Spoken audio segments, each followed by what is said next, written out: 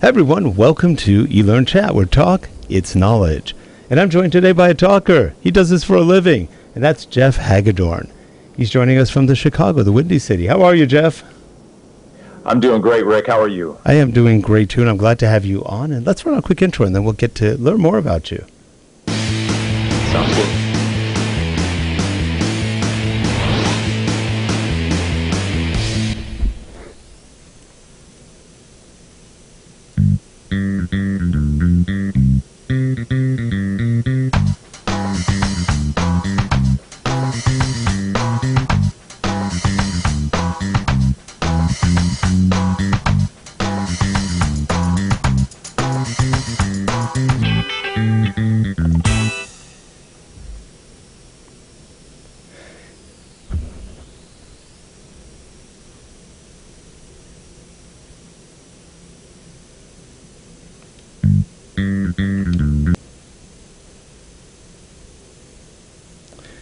And we are back. I'm not sure what happened there. Didn't continue forth.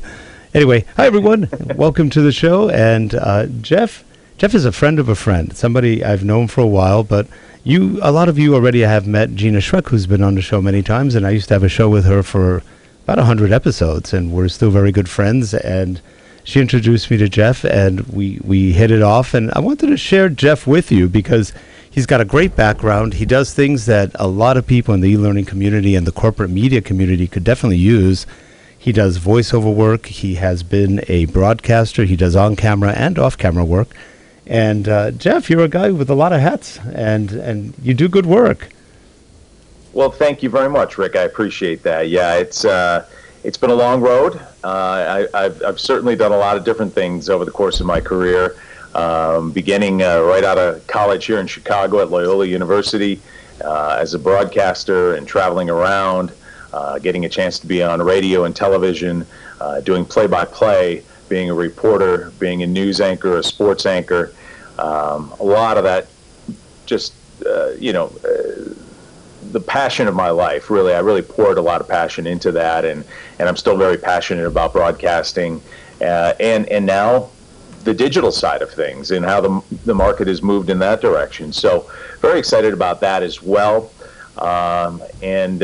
So just great to be with you here because I know you've been doing this for a long time and you've had some amazing results. And like you said, our mutual friend Gina Schreck thought it'd be a good idea for us to meet, and we've kind of hit it off. And boy, I've got a ton of respect for her. She is an amazing woman and does some great things. Yeah, and she's fun too. I mean, she's a good worker. Yeah. She's hard. She's solid in what she does, and yet she's a lot of fun too. So yes, indeed. She's a great gal. And one of the things when you told me you were a sports broadcaster, to me that is probably one of the hardest things anybody can do, because guys who do I don't know how you remember the names, the numbers, how you keep up on things. And this is a show about learning and training and leadership. How do you get good at that, where you have to learn that kind of work? Because there's a definite process to it. Boy, if I had a nickel for every time somebody has asked me that over the years, I'd be a rich man right now. I tell you, it's one of those things that is very hard to quantify or to describe. I look at what other people do for a living, and they may think that what they do is not that difficult at all. And I'm amazed by what they're able to accomplish. I marvel at what they do and how good they are at what they do. I look at what I did as a broadcaster, especially when you talk play-by-play, where you're calling a game. And so many people will come to me and say, how'd you learn to do that? It seems so difficult. There's no way I could do it. I don't know what to tell you. I grew up listening to it as a kid. I mean, I was addicted from day one. My mother says one of the first times she knew that I was destined to be in broadcasting was she saw me as a 5-year-old sitting in front of the television watching the Chicago Cubs play, and I was reciting the play-by-play even then as the guy was doing it on television. Fast forward a decade, and I was in high school and listening to games late at night on the radio when I shouldn't have been. And I should have been asleep or studying or one of the two. And I think a lot of it is repetition, and you learn from other styles, and then you sort of put your own flavor to it, and you go from there. And that's what I've always done. I have a number of folks I could point to that in my life I thought were just absolutely fantastic play-by-play announcers or sports anchors. I've always looked at what they did and then taken my own personality and sort of fused the two, and that's basically how I've been able to make it work. So in essence, were you ever mentored by anybody? I really wasn't. I mean, the first time I started doing this, I was at Loyola University, and I was working at our radio station, and it was a great time. Mid-'80s, Loyola's radio station was doing a lot of stuff. I can tell you now, working at the university, yet another hat that I wear, the school communication there is absolutely amazing, and the radio station is 100 times what it was then. Amazing facility, incredible. It's all digital, obviously. But back then we were still editing with a razor blade and reel to reel. Yep. And I just walked in there and like I say, I applied what I learned by listening to other sportscasters on the air over the years.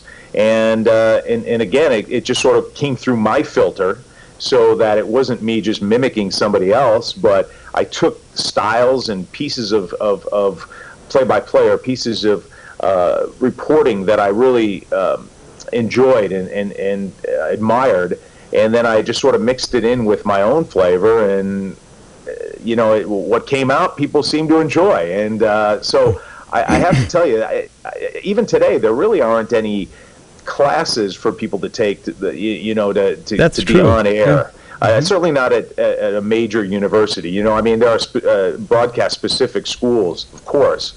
But I think it's always just been one of those things that came naturally to me. I feel very blessed about that, and I'm very blessed to be able to do that the way I do today.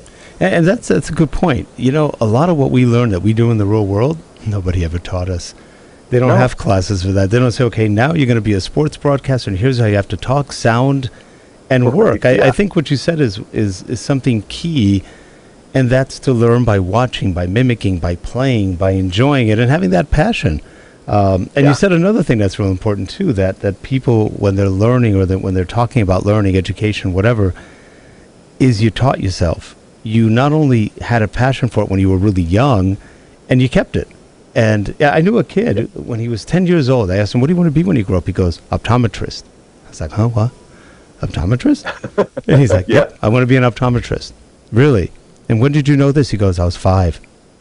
You wanted to be an optometrist at 5. Yep. Wow. And you know what he did? He graduated high school. He went to optometry school, graduated. He's an optometrist in Washington now. And you just go, for his whole life, he wanted to be an optometrist.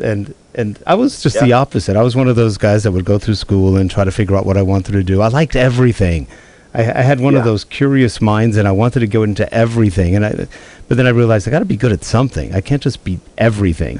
And I wound up in computers. I think that's the catch-all for anybody who doesn't have a clue what he's doing or going. May go into computers. That'll help you.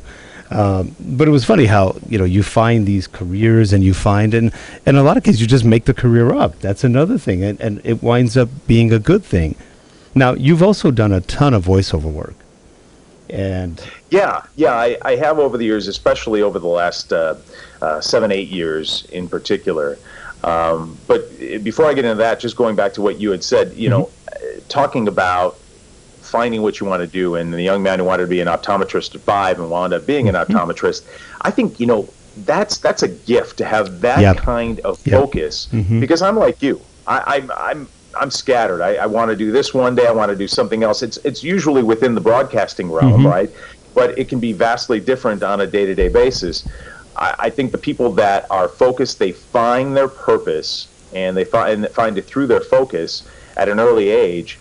They're blessed. And I think to an extent I was able to do that with the play-by-play. That's still my greatest passion. But there's so much else that I like to do in broadcasting as well. Now, you mentioned the voiceover.